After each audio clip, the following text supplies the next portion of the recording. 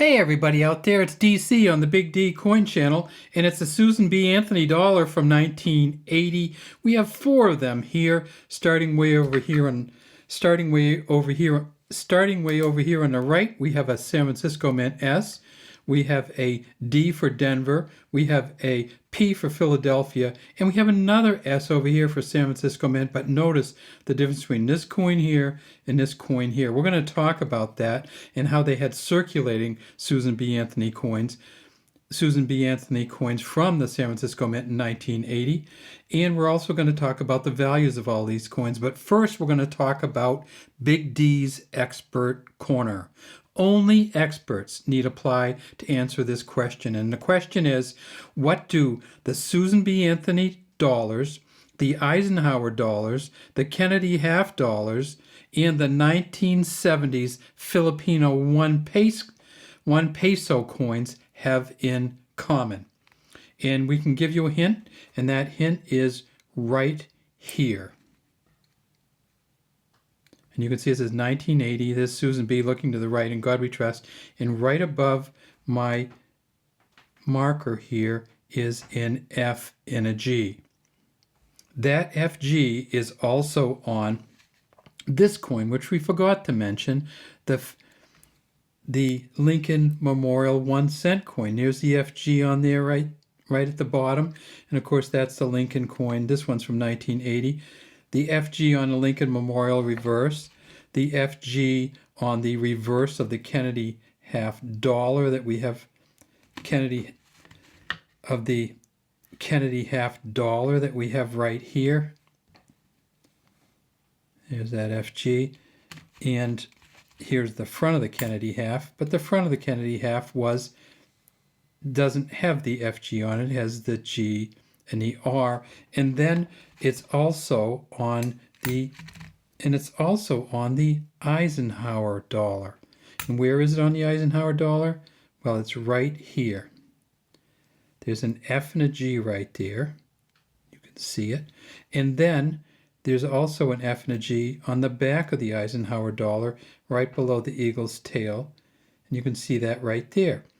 And that brings up the Philippines coin. Let's take a look at the Philippines coin on one of the best international coin sites there is. It's called Numista. And if you have a coin that's not from the United States, what a great place to look it up.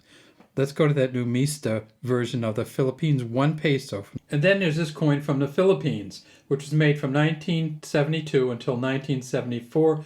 You can see at the top it says 1 peso. You look down here and you can see coat of arms of the Philippines on the left, and then on the right you can see Jose Rizal, a Philippine hero.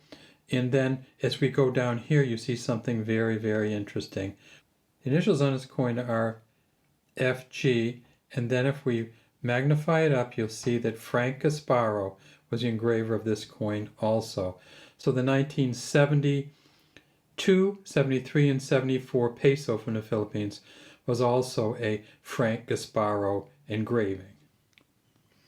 Okay, so we figured it out. It's Frank Gasparro. Frank Gasparro was the chief engraver of the U.S. Mint from 65 to 81. But before he was a chief engraver, he did the Lincoln penny in 1959.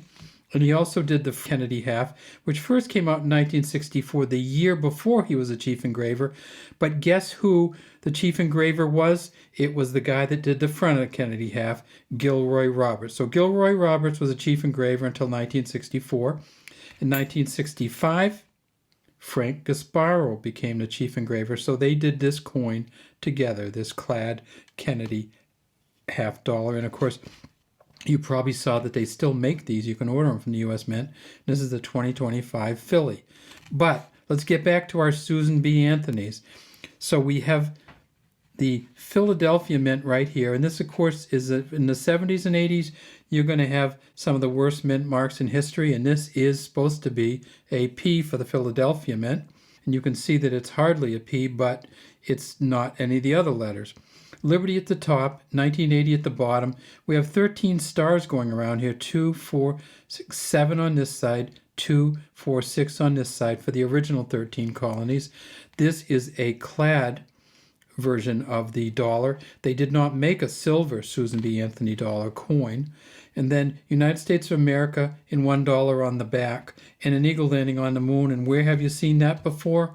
Well, you saw that on the back of the Eisenhower dollar. So they took the Frank Gasparro engraving from the back of the Eisenhower dollar and put it on the Susan B. Anthony dollar. Kind of a cheap way to do it, and I wish they hadn't done that. But because they did it, we'll just deal with it. At the Philadelphia Mint, they made 27.6 million of these. They were hopeful that this would take the place of the dollar bill, but it never did. Another mint they made it at was the Denver Mint, and that's a pretty good D for the Susan B right there. At the Denver Mint in 1980, they made 41.6 million. They also made circulating San Francisco Mint coins, and you can see the S there, and you can tell this is a circulating coin by looking at it. They made 20.5 million of those, and then finally they made it also at the San Francisco Mint in a proof coin. And this is a deep cameo proof. I think probably 95 to 99% of all the Susan B's from San Francisco were deep cameo proofs, and they are beautiful coins. And if you can see, here's the S on there, and then there's the S on there. Both the same. This is not the year of the block S. These are both clear S's. At the San Francisco Mint, for proof coins, they made 3.5 million. There aren't very many really expensive proof coins out there. The best ones you can get are proof 70. And at San Francisco for 1980, for Susan B, it's worth about $42. Now, if you go to the regular San Francisco Mint coins with the S on it like this one, there is one of these worth $1,650 because they didn't make many that looked very good. So if you get a really good looking Susan B, good quality Susan B from 1980, could be worth $1,650. At the Denver Mint, the highest priced one is probably around $475 to $500. That's a Mint State 67. They just didn't have many high quality Denver ones either. And then at the Philadelphia Mint, there are some Mint State 68s, and those are the expensive ones from 1980. They go for as much as $2,200. So look for these out there. If you want to get the best proof coin from 1980, best Susan B. Anthony proof coin from 1980, you should get it. It's not that expensive. You can get the best one they possibly make, a proof 70, for only about $40-something. All right. Well, if you like this video, please subscribe to the Big D Coin channel and leave any comments you have in the comment section. Thank you for watching Big D Coins.